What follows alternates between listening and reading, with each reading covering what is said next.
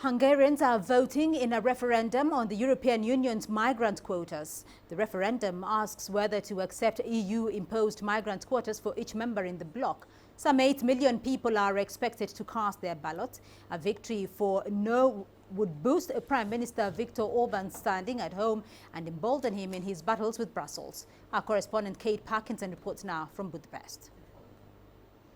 A poster war has broken out in Hungary. Across the country, public spaces and the media are inundated with the government's messages. Billboards portray asylum seekers and migrants as dangerous and urge people to vote against the European Union's refugee relocation plan in Sunday's referendum. The campaign has cost millions, which critics say is a lot considering how few asylum seekers Hungary would be obliged to accept.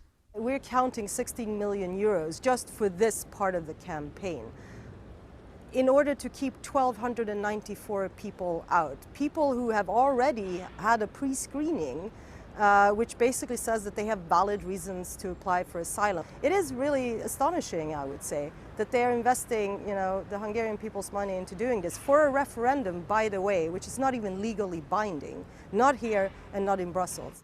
The government isn't alone in plastering posters across the country. The satirical Two-Tailed Dog Party has launched a campaign of its own. Some posters have slogans that mock the government, while others point out some sobering facts. The government calls their campaign an informational campaign, so we made some informational posters. For example, one says that there is a war going on in Syria, because it seems that nobody told it to our Prime Minister. Despite the criticism and the mocking, the government fiercely defends both its referendum and its campaign. Don't mix up being frank with all those allegations that we are xenophobic or other accusations we've seen. We believe that the only the only possible way actually to reach out to the people, to talk the language which everybody understands, to name things by their names and reject the politically correct language which basically hides or camouflages problems instead of solving them. And we can cross over to Kate Parkinson. She's joining me live from Hungary's capital, Budapest. Kate, just how significant is this vote and its expected outcome in Hungary?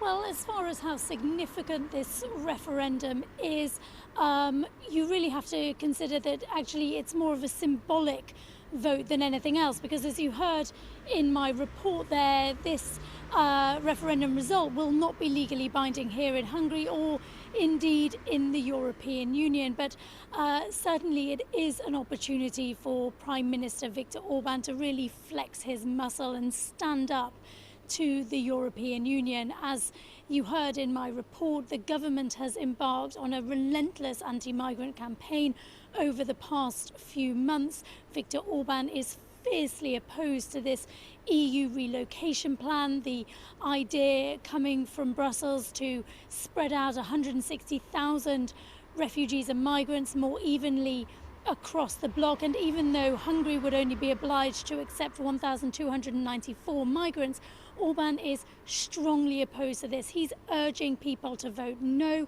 And according to opinion polls, it does seem like the majority of people who cast their ballots today will vote with the government to reject this plan. However, turnout could be an issue. For this referendum result to be considered valid, turnout needs to be more than 50%. And the last opinion poll to be released before the polling stations open said turnout may fall short, maybe as low as 42%. But given the fact that this this referendum result isn't legally binding, it is more symbolic than anything else. It is highly likely that even with a low turnout, if the majority vote with the government, and if it is an overwhelming majority as is predicted, the Hungarian government will consider this to be a political victory that will strengthen their hand as they try to negotiate future plans with the European Union when it comes to refugee resettlement.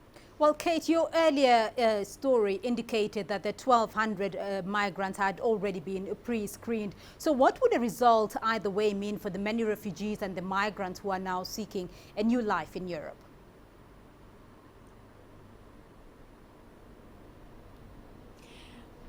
It's certainly going to have an effect, because even though the European Union does seem to be backing away from this refugee relocation plan, politically it does already seem to have died a death. It hasn't been very successful in the past 12 months since it was first announced, and certainly of that target 160,000 refugees and migrants that the EU wants to relocate, the idea being, as we heard in my report, that these would be pre-screened people. They would have been decided that they were legitimate asylum seekers, and then they'd be passed on to member states who would be responsible for providing asylum for them. Really, it hasn't worked at all, and of those 160,000, only a few thousand have been successfully relocated. Hungary isn't the only country that's opposed to this plan. Other Central European countries like Poland, the Czech Republic, Slovakia, are also against this, and so this referendum is likely going to be the final nail in the coffin for that plan. Now, what Viktor Orban will be wanting to do is take a strong mandate to Brussels, the strong mandate that he's hoping to get from this referendum, to try and make sure Hungary's voice is heard, and any other countries that oppose this current plan, that their voices are heard as the European Union tries to come up with another solution to solve the refugee crisis.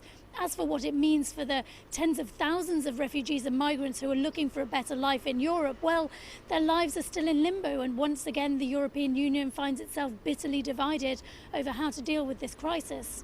Right, Kate Parkinson for us there from Hungary.